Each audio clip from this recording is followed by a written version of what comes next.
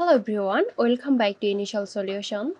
In this video, I will show you how to fix YouTube black screen problem on phone. So let's get started the video.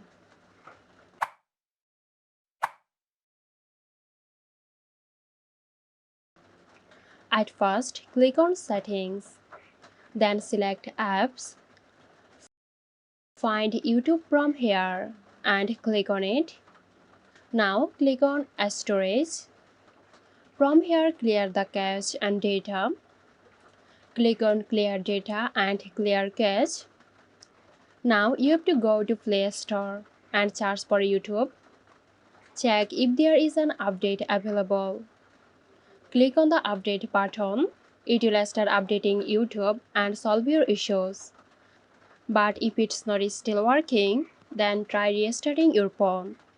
I hope this video helped you out. Stay tuned for more helpful tutorials here at Initial Solution. This video is sponsored by Zerosoft. Zerosoft offers graphic design, UI UX design, digital marketing and web development. Elevate your brand with Zerosoft today. For more details, check the description box.